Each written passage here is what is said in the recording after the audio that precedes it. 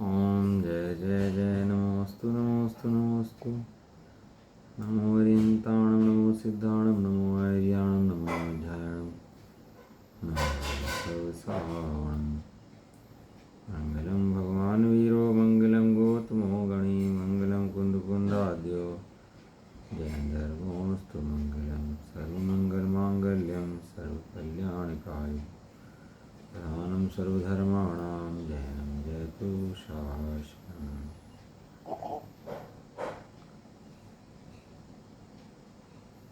नमः समय साराय स्वानुभूत्या चकास्ते चित्स्वभावाय भावाय सर्वभावान्तर्चिदे वन्दितु सर्वसिद्धे धूमचलमुनो अङ्गदिं पत्ते वोच्छामि समय पाहुड ब्रह्मसु केवली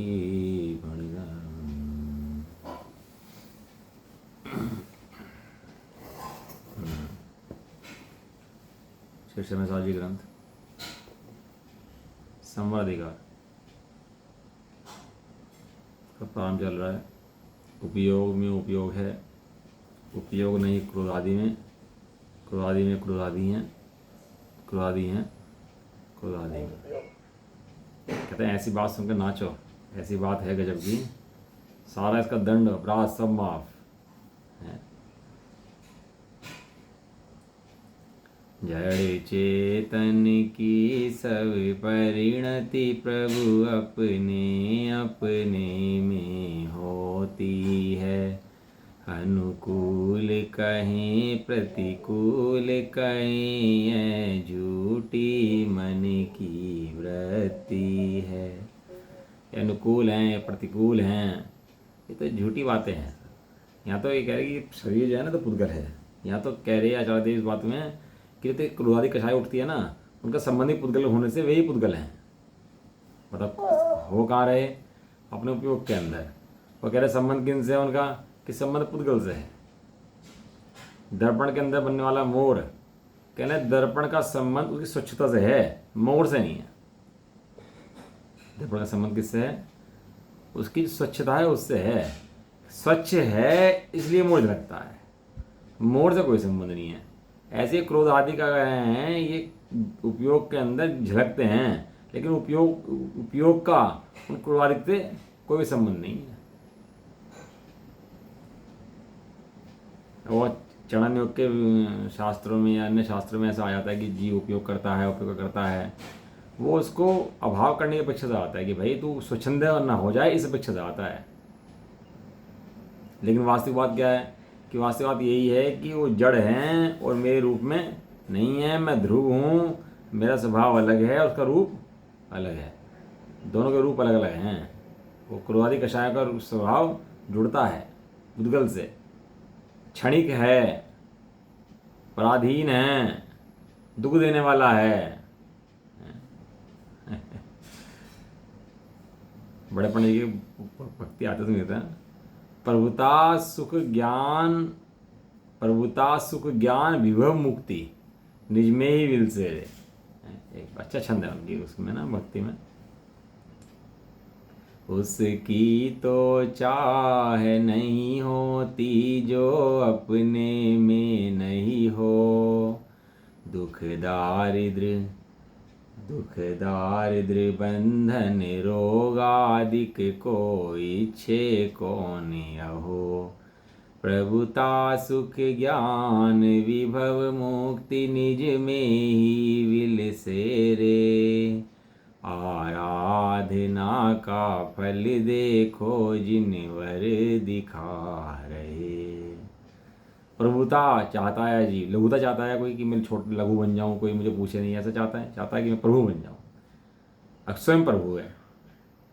सुख चाहता है कि मैं सुखी बन जाऊं। कोई दुख चाहता है क्या? कोई जीव दुख चाहता हो? कि सुख तो स्वयं है। जो अपने पास है तो चाहता ही नहीं है। ज्ञान चाहता है, कोई चाहता है ज्ञानी बन जाऊं, मैं मेरा ज्ञान घट जाए। क्या चाहता है? ज्ञान बढ़ जाए। वैभव चाहता है मेरा वैभव हो। कोई दरिद्र होना चाहता है कि मैं दरिद्र बन जाऊं। मुक्ति चाहता है, कोई बंधन को पसंद करता है। दुख को, दारिद्र को, बंधन को, रोग को कौन चाहता है? अज्ञानता को कौन चाहता है? सब चाहते किसे हैं? सुख, प्रभु, ज्ञान, विभूता, प्रभुता, इन सबको तो चाहते हैं सब जी। बताओ संसारी जीव भी क्या चाहता है जिसे पता नहीं है? वो भी वही चाहता है जो उसके पास है, जो संपत्ति है। बट दिक्कत क्या है, होने के बाद भी चाहता है और चाह में दुखी रहता है। चाह जो है, इच्छा है, वो दुख का कारण है? और हो है, स्वयं है और फिर चाहता है तो दुख का कारण है चाहना। इसलिए कहते हैं इच्छा इच्छा इच्छा दुख का कारण है। क्यों इच्छा करता है भाई? तू स्वयमेव है, तो जो तू स्वयमेव है उसकी इच्छा क्यों करता है? तू देख लेना एक बार अपने को, स्वरूप को, तो सब भर तेरे अंदर भरा पड़ा है ये सब चीज़ें। क्या क्या चीज़ें? सुख, ज्ञान, वैभव, प्रभु, मुक्त स्वरूप, ये सारे तेरे गुण हैं। ये किसी और गुण नहीं है। तो शुद्धात्मा है भैया, तेरा हाथ पैर नाक कान आदि नहीं है। तो शुद्धात्मा पदार्थ है, पदार्थ है, तू वस्तु है। कोई ऐसे नहीं कोई शून्य हो, तू पदार्थ है। पदार्थ है माने तू वस्तु है, लेकिन जैसी वस्तु तू मानता है ऐसी वस्तु नहीं है। कैसी वस्तु है तू? तू ज्ञान वस्तु है, तू आत्म वस्तु है, तू शुद्धात्म वस्तु है, तू चैतन्य वस्तु है। लेकिन क्या जान लेता है, कहने लगा भैया तो सब ऐसा मानते ही और दुख शुरू हो जाता है। तो आचार्य देव कहते हैं ऐसा जानकर मुयति राग दोषम, ऐसा जानकर जो राग देश को छोड़ता है उसको धर्म की प्राप्ति हो जाती है। छोड़ता क्या है? छूट जाते हैं। आचार्य देव लिखते हैं कि इसकी परिणति में ऐसा सुनने के बाद ही मोह नाचता है, इसका हमें आश्चर्य और खेद है। लिखा था कलश आया था भी इसके अंदर कि हम इसका आश्चर्य भी है और खेद भी है। कलश नंबर 26 पढ़ लेते हैं। चैद्रूप्यं जडरूपतां च ददतो कृत्वा विभागं नृयो अन्तर्दारुणदारेण परितो ज्ञानस्य रागस्य च भेदज्ञानमुदेति निर्मलमिदं मोदध्वमध्यासिता शुद्धज्ञानघनोगमेकमधुना संतो द्वितीयच्युता। श्लोक अर्थ उसका हो गया था, पढ़ लेते हैं एक बार। चिद्रूपता को धारण करने वाला ज्ञान और जड़ रूपता को धारण करने वाला राग, दोनों का अंतरंग में दारुण निधारण के द्वारा, भेद करने वाले उग्र अभ्यास के द्वारा, सभी ओरों से विभाग करके संपूर्णता दोनों को अलग करके यह निर्मल भेद विज्ञान उदय को प्राप्त हुआ है। इसलिए अब एक शुद्ध विज्ञान घन के पुंज में स्थित और अन्य से अतः राग से रहित हे सत्पुरुषो मुदित हो। मुदित हो मैंने हर्षित हो, खुश हो, आनंद करो।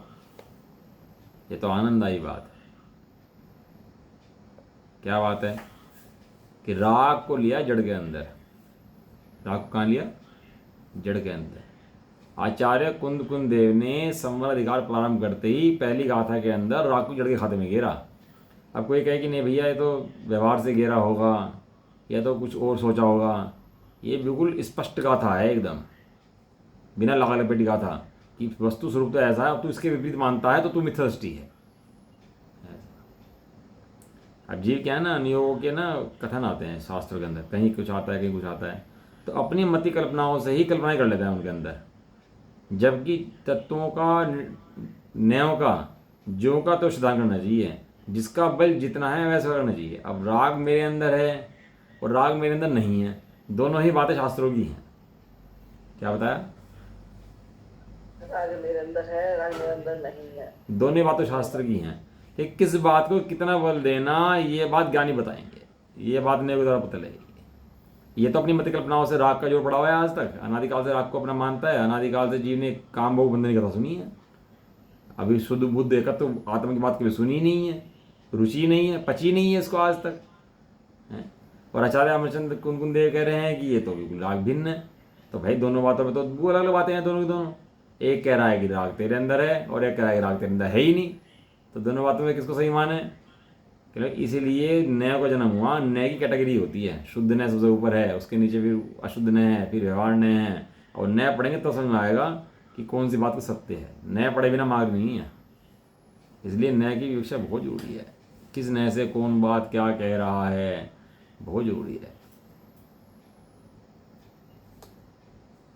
एक गली का बालक कह दे आदमी कि कल से नोट बंद किया जाता है, हैं? तो प्रधानमंत्री कह दे कल से नोट बंद किया जाता है, तो कुछ फर्क ही नहीं बात में। शब्द तो एक ही हैं, शब्द तो दोनों के एक ही हैं, और दोनों आदमी हैं, दोनों देश के नागरिक हैं, दोनों पूर्ण नागरिक हैं। एक आदमी ने गली चलते में कहा कि नोट कल से नोट 500 नोट बंद किया जाता है, और एक मोदी जी ने टीवी पर आके कह दिया कल से 500 नोट बंद किया जाता है। तो दोनों बातों में फर्क कितना बड़ा है? ये कहता है, इसकी चलती नहीं है। ये कहता है, इसे चलती है। ये जो कहता है मान्यता प्राप्त है। ऐ शुद्ध न है वो प्रधानमंत्री के समाज चलती है, वो मान्यता प्राप्त है। वो व्यवहार न है सो कहता है, चलती नहीं है उसकी।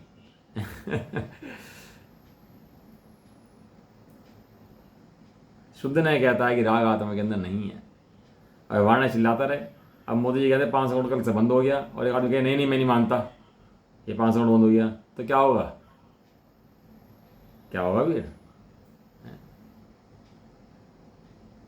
कि भाई तेरे मानने ना मानने तो कुछ नहीं होता, जो उसने कह दिया फाइनल है। ऐसे ही यहाँ पर शुद्ध न ने जो कह दिया वो फाइनल है, सबसे ऊपर है शुद्ध न, उससे ऊपर कुछ भी नहीं है। शुद्ध ने कहा राग जड़ है, तो मतलब राग जड़ है। अब उन्होंने शास्त्रों में लिखा हुआ कि राग जीव का है, जीव करता है, तो कह रहे व्यवहारने से कहा गया है। उसको ऐसे नहीं कहते झूठ बोलता है, उसको कहते हैं व्यवहारने से कहता है। लेकिन आचार्य देव ने कह दिया शुरू में व्यवहार ने भूतार्थ है या सत्यार्थ है। जीव को आज तक ये बात समझ में नहीं आई, ये बात समझ में आ जाती तो मोक्ष मार्ग प्रकट हो जाता है। इसको इतनी सी बात समझ लेता, सुन लेता, इतनी बात सुन के भाग जाता है। फिर ये ऐसा होता होगा बोला, राग जड़ का होता होगा, राग मैं नहीं करता, दीवार कर रही, खंबे कर रहे हैं, क्यों कर रहा होगा आकर राग। अब वो ऐसी बातें करता है तो नास्ती करता है। ऐसा देखो भावार्थ क्या कह रहे हैं जयचंद छाड़वा जी इसका। ज्ञान तो चेतना स्वरूप है। जीव का लक्षण क्या है? ज्ञान। और ज्ञान का लक्षण क्या है? चेतना। चेतना दो प्रकार की होती है, ज्ञान चेतना, दर्शन चेतना। जीव चेतता है, जीव कभी छुपा नहीं है, चेतता है, दिखाता है, चेतता रहता है, जीव चेतन है। और रागादिक पुद्गल विकार, पुद्गल विकार माने कार्य है, विकार को बोलते हैं कार्य। रागादिक पुद्गल के कार्य होने से जड़ है।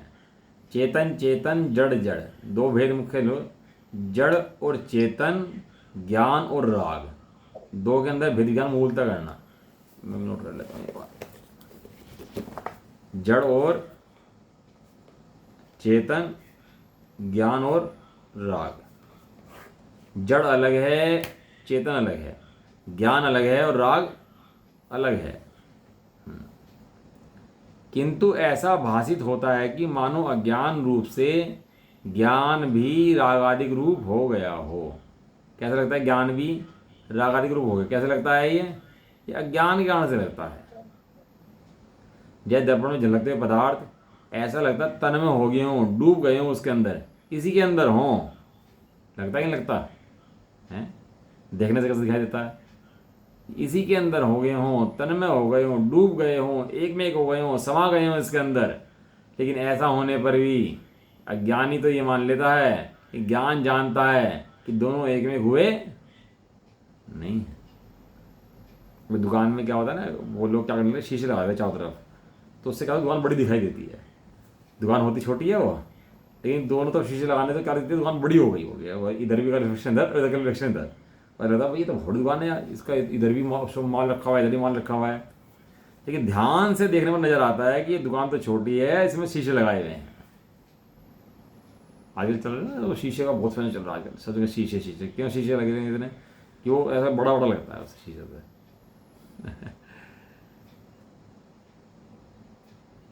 लेकिन ऐसा होने पर भी, वो उसमें एक में झलकने पर भी दोनों कैसे हैं? दोनों न्यारे न्यारे हैं, दोनों भिन्न भिन्न हैं, दोनों लक्षण भिन्न भिन्न हैं। उस बाहर में दर्पण में झलकते हुए मोर का संबंध उस बाहर के मोर से है, और दर्पण का संबंध अपनी स्वच्छता से है, अपनी प्रकाशत शक्ति से है, झलकन से है अपनी केवल। और देखो झलकन बदल जाती है, वो बदलती रहती है, और दर्पण वही कभी बना रहता है। ऐसे अपने अंदर जो गे बनते हैं ये बदलते रहते हैं, कभी हम छोटे थे फिर बड़े हुए फिर बड़े हुए कभी कोई मित्र बन गया छूट गया, कभी कोई मकान मिला वहाँ छूट गया, कभी कहीं गे बदलते जा रहे हैं। लेकिन जो ज्ञान स्वरूप की आत्मा में हूँ वो बदल रहा है क्या कभी? वो कभी नहीं बदलता। ज्ञान भी अज्ञान में ऐसा लगता है कि ज्ञान रागादिक रूप हो गया। क्यों? क्योंकि दोनों की जो आकार है ना वो एक सा है। बाहर में गे और गे में के समय में बनने वाला ज्ञान का आकार, थोड़ा भारी विषय हो रहा है, एक मिनट समझना ध्यान से। एक तो है गे, और गे के आकार का बन जाता है ज्ञान। जब जानता है ना गेयों का आकार, तो ज्ञान गे आकार हो जाता है ज्ञान। जैसे हमने जाना ये दीवार जानी, तो ज्ञान जो है दीवार के आकार में बन जाता है। ज्ञान का जो आकार है ना दीवार जैसा, तो जानता है ना उसको उस आकार में, तो वह गे आकार बन जाता है। तो गे आकार होने से ऐसा लगता है कि गे ही ज्ञान हो गया, जबकि वहां पर ज्ञान गे आकार नहीं है, ज्ञान तो अपने ज्ञान आकार है। समझ में आया? भारी हो गया? ये समझ में आ रहा है। ज्ञान गे आकार नहीं हुआ, गे आकार दिखने पर भी ज्ञान तो ज्ञानाकार है। ऐसा लगा ज्ञान रागादिक रूप हो गया, अर्थात ज्ञान और रागादिक दोनों एक रूप जड़ रूप भाषित होते हैं। जैसे हाथी घास के अंदर लड्डू रख दो तो दोनों को मिला के खाए तो कहता है घास मीठी है। क्या कहता है? घास मीठी है।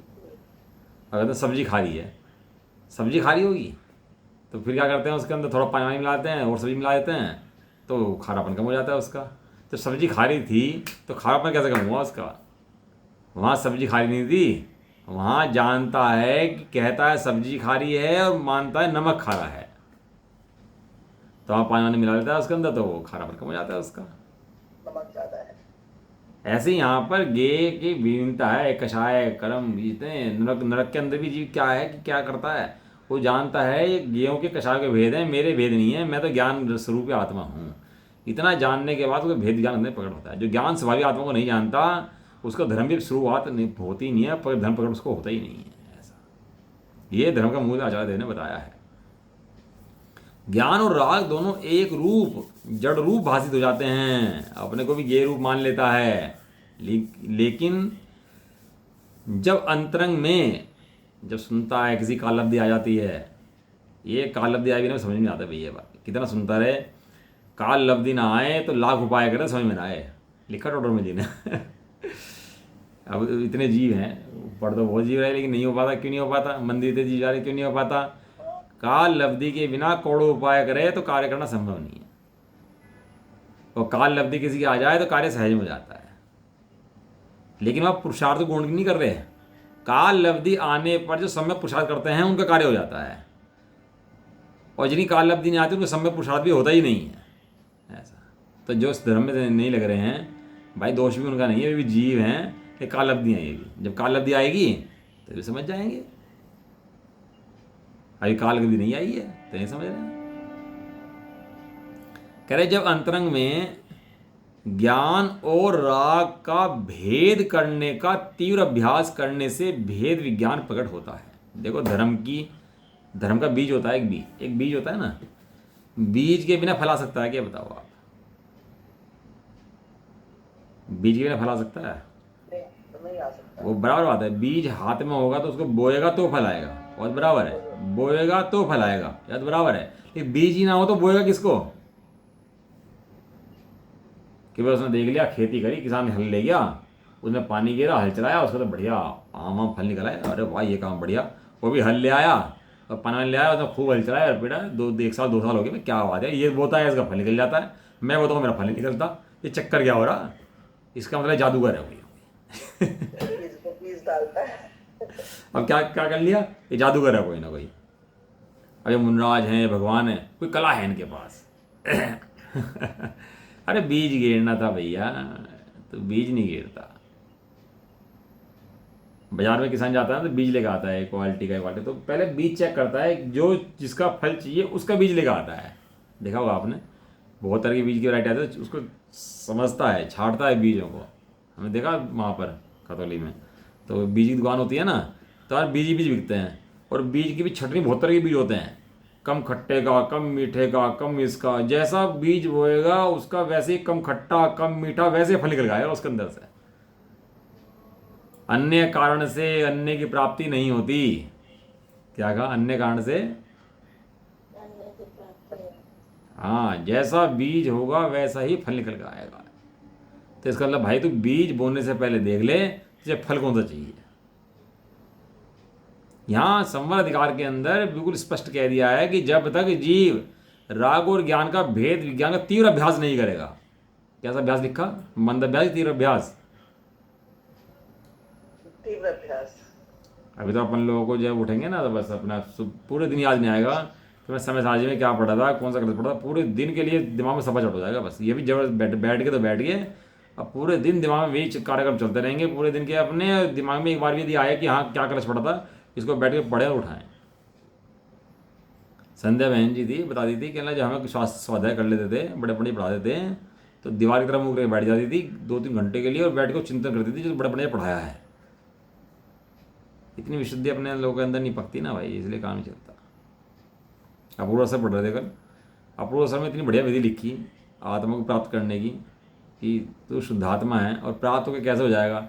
गुण स्थान बढ़ेंगे, आनंद बढ़ेगा, मुनि बनेगा, आनंद बढ़ेगा, हैं, श्रेणी मानूंगा, आनंद बढ़ेगा, भगवान बनूंगा, आनंद पूर्ण हो जाएगा, ऐसा परिपूर्ण आत्मा प्राप्त होगा। ऐसा पूरा अवसर कहाँ आएगा?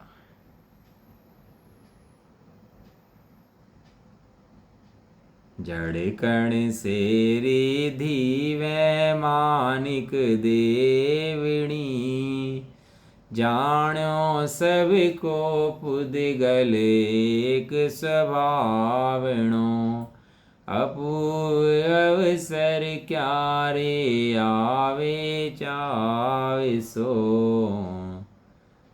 अब हूँ बायांतर निर्ग्रंथ जो, विचरूं मैं भी महत पुरुष के पंथणों। इतना बढ़िया पूर्व अवसर है भैया। कब ऐसा अवसर कब आएगा? जब अंतरंग में बाहर में निर्गंथ होकर के मुनियों के पंथ में विचरण करूँगा। कब स्वरूप की प्राप्ति करूँगा? कब उस चैतन्य स्वरूप आत्मा की प्राप्ति करूँगा। आत्मा है वो बात बराबर है। आत्मा का आनंद तुझे है कि नहीं है? तूने सुन तो लिया कि तू आत्मा है, लेकिन आत्मा का तुझे आनंद प्राप्त हुआ कि नहीं हुआ? आनंद लेता हुआ आत्मा, अपने आनंद की प्राप्ति करता हुआ आत्मा, उपासित होता हुआ आत्मा, शुद्ध स्वरूप का अनुभव करता हुआ आत्मा, खाली शब्दों को सुनता हुआ आत्मा, दुखी आत्मा, रागद्वेष करता हुआ आत्मा, वो नहीं चाहिए भैया। यहाँ पर उपासित होता हुआ आत्मा। ये कब होता है भैया? जब तीव्र भेद अभ्यास होता है। लिखा ना, अंतरंग में ज्ञान और राग का भेद करने का तीव्र अभ्यास करने से भेद विज्ञान प्रकट होता है। डॉक्टर भी भाई साहब ऑपरेशन करके ऑपरेशन कला सीख जाता है। और कोई भी हो जो कला में माहिर होना चाहता है तो उसको बारंबार उसका अभ्यास करता है। क्रिकेटर हो, खिलाड़ी हो, कोई भी हो, गायक हो, क्या करते हैं? बारंबार अभ्यास करते हैं।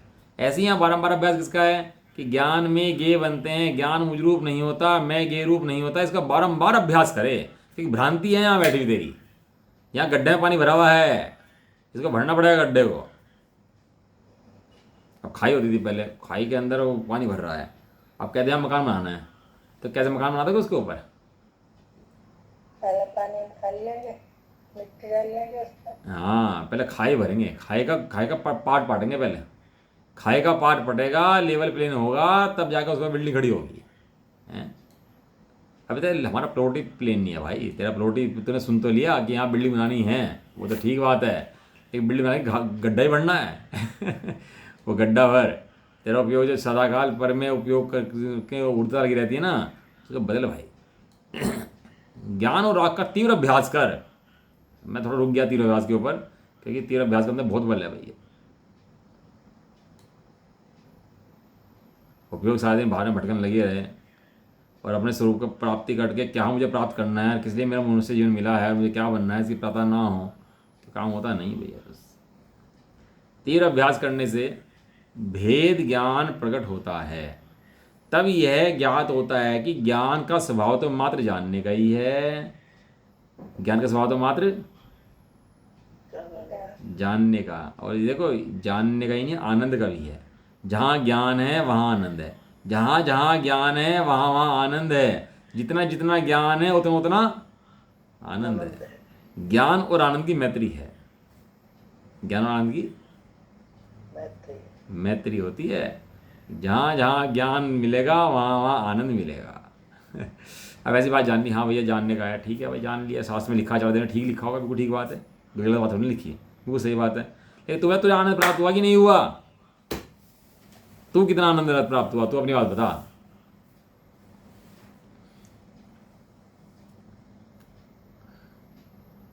ज्ञान का स्वभाव तो मात्र जानने का ही है, और ज्ञान में जो राग आदि की, क्रोध आदि कषायों की कलुषता, आकुलता रूप संकल्प विकल्प भाषित होते हैं, वे सब पुद्गल के विकार हैं। ये सब क्या हैं? वे सब जड़ हैं।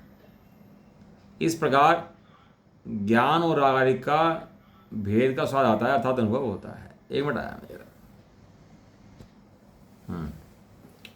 अब पढ़ना आप लोग पूर्व अवसर इसका, है ना, और इसका कलश का जो भावार्थ है ना उसका बहुत अभ्यास करना। इस प्रकार ज्ञान और राग आदि के भेद का स्वाद आता है, अर्थात अनुभव होता है।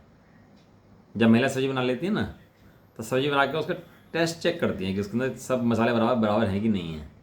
तो जिस समय टेस्ट चेक करती है तो सब्जी का स्वाद लेती है कि अलग अलग स्वाद पहचान लेती है, क्या ज़्यादा है क्या कम है। अलग अलग स्वाद और एक बार जीभ में रखते ही सबका अलग अलग स्वाद आ जाता नहीं आ जाता? बिल्कुल आ जाता है।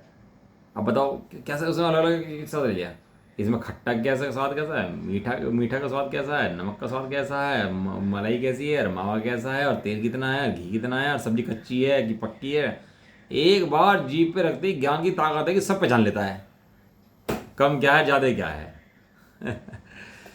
ऐसे ही यहाँ ज्ञान जानने पे जब आपने को आता है तो राग के सकल विकल्प संकल्प विकल्प और ज्ञान को भिन्न भिन्न जान लेता है। काय के द्वारा? उनके लक्षणों के द्वारा, वस्तु के द्वारा। इसलिए हमारे जिनागम में वस्तु का ज्ञान कराया। ऐसा समझ में आ गया कलश? जब ऐसा भेद विज्ञान होता है, अगली लाइन है इसमें आई, जब ऐसा भेद विज्ञान होता है। कैसा भेद विज्ञान? कि ज्ञान और राग को भिन्न करने वाला भेद विज्ञान जब उदय को प्राप्त होता है, तब क्या होता है? पड़ोसी का लिखा,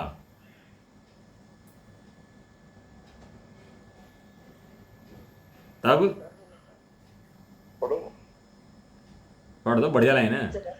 जब ऐसा भेद ज्ञान होता है तब आत्मा आनंदित होता है। हाँ बस बस बस, इतनी बात पढ़ाने पे। जब ऐसा भेद विज्ञान होता है तब आत्मा आनंदित होता है। तो पढ़ लिया, हाँ बस, हाँ जी पढ़ा था हमने, इसमें क्या पढ़ता है। अरे भैया, अरे अपने पास समझ लो 10 लड़कियाँ हों और लड़का ना हो रहा हो, और बाई चांस 11 जो बालक हो लड़का हो जाए, तो क्या होता है? जीव दुखी होता है कि आनंदित होता है? ज्ञान का गेम बन जाता है मात्र, कि उसको आनंद चल जाता है उसको। एक एक चीज़ में देखो, कोई 10 साल से केस फंसा हुआ हो अपना, कैसा निकल रहा हो, कोई वकील आया और उसने केस फाइल करा और केस जीत गया, तो जैसे जज ने केस सुनाया तो क्या हुआ? दुखी हो गया, आनंदित हो गया? इसे लगता ही नहीं जीव को, ऐसे लगता नहीं अनादिकाल से मेरी फंसी हुई गुत्थी सुलझ गई, अनादिकाल से जो मेरा संसार था वो सुलझ गया, इसे लगता नहीं। अभी देखो कीड़े मकोड़े इतने पड़ रहे लाइटों पर, देखो एक जीव क्या कहाँ से आ रहा, क्यों आ रहे हैं इतने दुखी, अब कब निकलेगा संसार से, कैसे लाइटों पे जलते हैं, नीचे गिर पड़ते हैं, और फिर कैसे पैरों के नीचे आ जाते हैं, पैरों के नीचे, गाड़ियों के नीचे आके छिदते हैं, मरते हैं, फिर कहाँ चले जाते हैं, और कैसे दुख भोगते हैं नरक, 4 गति 84 लाख योनि का। और यहाँ उसे 4 गति 84 लाख योनि से निकलने का मार्ग प्राप्त आचार्य देव ने सहज में दे दिया, आचार्य कुंद ने। तो ऐसे कुंद देखा आचार्य चरणों में ऐसा पड़ जाता है कि हे भगवान आपने मार्ग बता दिया मुझे, तो आज नहीं तो मैं तो संसार में लुल ही रहा होता। अब खाली ज्ञान का गे का विषय बना दिया और बस वो चल पड़ी बातें ऐसी, उससे मजा नहीं आता। जब तक अपना स्वरूप का लाभ उसे प्राप्त ना हो, और वास्तव में स्वरूप की प्राप्ति में क्या लाभ हो जाता है, कैसा भगवान बन जाता है, वो बड़ा अपूर्व अवसर आप आज बैठे तसल्ली से।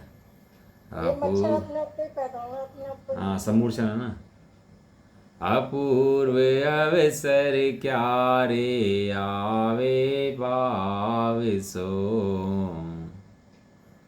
ऐसा पुरुष कब आएगा जब मैं हे प्रभु आपके समान आत्मा में ध्यान करता हुआ आपके समान बन के आनंदित हो जाऊंगा, एकदम से आनंद के फुहारे फूट जाएंगे अंदर में हैं, और आपके समान निश्चल ध्यान में स्थिर होकर बैठ जाऊंगा।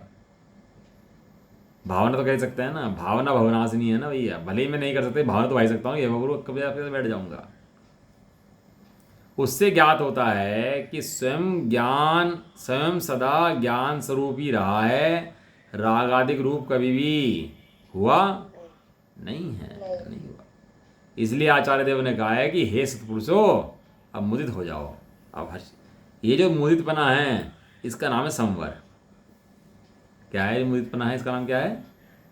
संवर। हाँ, ये जो हर्षित हुआ ना जी, इसका नाम संवर है। ये है जो अंदर आनंद उत्पन्न हुआ ना, इसको ये बात सुन के तो ध्रुव है, तेरा कुछ बिगड़ा नहीं है, तो आनंद आनंदायी तत्व है, इसका नाम है संवर। ये संवर का प्रारंभ होता है। अब प्रारंभ भी करेंगे और फिर बाद में इसको बाहर निकाल देंगे, शुद्धात्मा रह जाएगा इसके बाद। लेकिन आनंद ना हो तो ये बात नहीं बनेगी, और खाली आनंद में टिका रहे, शुद्धात्मा की प्राप्ति ना हो तो ये बात नहीं बनेगी। ऐसा है। देखो जी, अब गाथा नंबर की चल रही है 184 185 उत्थानिका। अब यह प्रश्न होता है कि भेद विज्ञान से ही शुद्धात्मा की उपलब्धि अनुभव कैसे होती है, उसके उत्तर गाथा कहते हैं। देखो इसमें उत्थानिका की अच्छी बात है। तो प्रश्न उठाया शिष्य ने। क्या प्रश्न उठाया कि भैया ये बताओ, भेद विज्ञान से ही होती है, कोई और उपाय नहीं है क्या इसका करने का? मैं पूजा कर लूँ, पाठ कर लूँ, तीर्थ यात्रा कर आऊँ, सोच लूँ, विचार कर लूँ, कोई और उपाय भी तो होगा इसका प्राप्त करने का, शुद्धात्मा को प्राप्त करने का। तो शब्द लिखा भेद विज्ञान से ही। क्या शब्द कह रहा? ऐसा भेद विज्ञान करेगा तब ही आत्मा की उपलब्धि होती है। तो उसके उच्चारण में कहते हैं कि उससे ही कैसे होती है, उसके उत्तर स्वरूप में गाथा कहते हैं। गाथा पढ़ते हैं। देखो दो गाथा हैं 184 185। जय कणयमगितवियं पिकण भावं नतं परिचय दी तैकं मोदयत विदोण जय दिणाणि दुणाणित्तम् एवं जान दिणाणि अण्णाणि मुणदिरागमे वादम् अण्णाणत मोच्छन्नो आदिसहावम् अयाणन्तो जो अग्नि तप्त स्वर्ण भी निज स्वर्ण भाव नहीं तजे त्यों कर्म उदय प्रतप्त भी ज्ञानी न ज्ञानी पना तजे जीव ज्ञानी जाने ये ही अरु अज्ञानी राग ही जीव गिने आत्म स्वभाव अजान जो अज्ञान तम आच्छाद से। कमाल का दृष्टांत दिया। भाई साहब कहते हैं कि तुम्हें फ्री मिल रहा है, 1 किलो चांदी मिल रही है फ्री में, और 1 किलो सोना मिल रहा है फ्री में। सोना है पिघला हुआ एकदम, बिल्कुल लाल तब से बिल्कुल पिघला हुआ है, एकदम सुरख हो रहा है, और चांदी ठंडी है एकदम रखी हुई है, उसे ले जाओगे हाथ में, कोई दिक्कत नहीं है। बताओ क्या लोगे? 1 किलो सोना लोगे पिघला हुआ गर्म लाल सुरख, कि 1 किलो चांदी लोगे?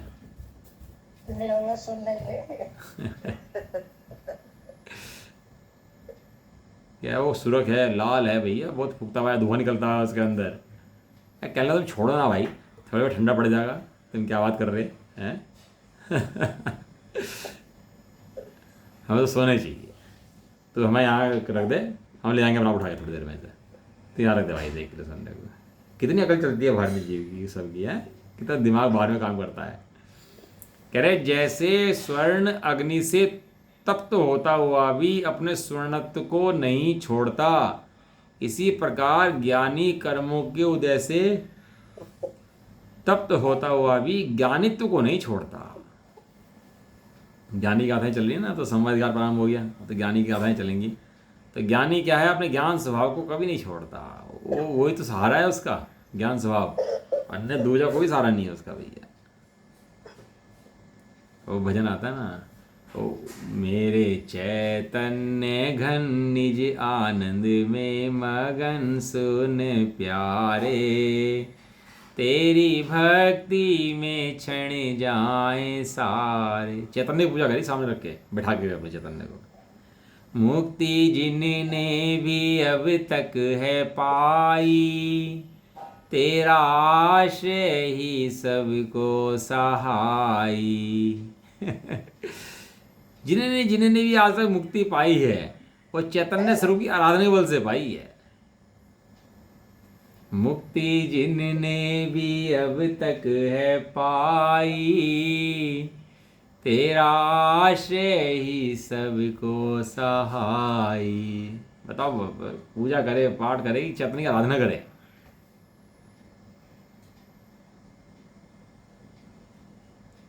ऐसा ज्ञानी ज्ञानित्व को नहीं छोड़ता, चैतन्य को नहीं छोड़ता, जानता है इस तीन लोक के अंदर मेरा चैतन्य स्वरूप ही मेरा सहाई है, अन्य कोई भी मेरा सहाई नहीं है। भगवान ने भी अपनी सहायता पकड़ी, अपने स्वरूप को पकड़ा, अपने पूर्व के जो भगवान थे उन्होंने पकड़ के बैठे, अपने भगवान को पकड़ लिया। ऐसा ज्ञानी जानता है। और अज्ञानी अज्ञान अंधकार से आच्छादित होने से आत्मा के स्वभाव को ना जानता हुआ राग को ही आत्मा मानता है। ये सबसे बड़ी समस्या भैया। ये राग को क्या जान लेता है? वो आत्मा जानता है, नकली को असली मान लेता है। अब शेर की रखी हो मूर्ति, अब डर डर के भागे बच्चा उससे, शेर है शेर है। भैया शेर नहीं है, मूर्ति है शेर की। नहीं पापा शेर है, चल हम दिखाते हैं। बच्चे को ले गया, पहले शेर को हाथ लगाया अपना कि कुछ कुछ कह रहा, और देख मैं इसके ऊपर चढ़ के बैठ गया, कुछ कह रहा है। तो बच्चे थोड़ी सी हिम्मत बनी, कल वास्ते में कुछ नहीं कह रहा भाई ये तो। फिर बच्चे ने हाथ लगा देगा, कल वास्ते में कुछ कह रहा। और जैसे वो बैठा था ऐसे वो बच्चा बैठ गया जाकर उसके ऊपर जाए। अब बच्चे में डर रह गया कोई? अब तो बच्चा खेल रहा है उससे, जो डर रहा था उससे खेल रहा है। आचार्य कुंद ने ये दिखाया, इस राग से डर रहा था। अरे भैया राग राग राग। आचार्य ने हम हाथ दिखाते हैं तेरे को, देख तू आ। उन्होंने हाथ लगाया, राग के ऊपर चढ़ के बैठ गए। किसके आधार से? ज्ञान के आधार से, कि ज्ञान अलग है और राग अलग है। राग जड़ है, ज्ञान चेतन है। उस राग के ऊपर चढ़ के बैठ गए। कहला देख हम बैठे ना, देख यहाँ पर। तो वो भी कहता है मैं भी देखता हूँ। तो देखा, राग को जाकर देखा तो पता लगा राग के प्रदेश अलग हैं और ज्ञान के प्रदेश अलग हैं। राग अलग काम कर रहा है, ज्ञान अलग काम कर रहा है। तो ऐसे यहाँ ज्ञान को देखा आपने, तो ज्ञान के राग के ऊपर चढ़ के बैठ गया। अब राग का नाश होना शुरू हो गया। अज्ञानी जन जो नहीं जानते आत्मा के स्वभाव को, वे तो राग को ही आत्मा जान करके दुखी होते रहते हैं। मैंने राग घटा दिया, मेरा राग हो बढ़ गया, मैंने बहुत पूजा पाठ करके राग को घटा दिया, कम कर दिया, तीर्थयात्रा करने लगा। अब तो मैं अब किसे पूछ लो धर्म के नाम पर? धर्म का वर्णन पूछो किसे भी कि धर्म किसे कहते हैं, क्या करता है धर्म के नाम पर? तो पूछो क्या क्या कहेगा आदमी, बताओ क्या परिभाषा निकल आएंगी। हम तो तीर्थयात्रा बहुत करते हैं, अब मैं स्वाध्याय करना शुरू कर दिया, अब मैं पढ़ना शुरू कर दिया, मैंने तो छोड़ कर दिया, इतना त्याग कर दिया, इतना टाइम मंदिर जाने लगा। एक का शब्द भी निकलता है चैतन्य स्वरूप की आराधना कर रहा हूँ धर्म के नाम पर? एक का शब्द दिखा दो किसी का निकलता हो कि धर्म के नाम पर क्या कर रहे हो तुम? कि भैया चैतन्य स्वरूप की आराधना कर रहे हैं। और क्या कर रहे हो? कि और करना क्या है इसके अलावा बताओ? कि नहीं पूजा पाठ हो कि वो तो कार्य पुद्गल के चलते रहते हैं, उसमें कोई बात नहीं है। लेकिन धर्म के नाम पर क्या चलता है? कि धर्म के नाम पर चैतन्य स्वरूप की आराधना और मात्र चैतन्य स्वरूप की आराधना, बस। इसके अलावा धर्म के नाम पर कुछ नहीं चलता।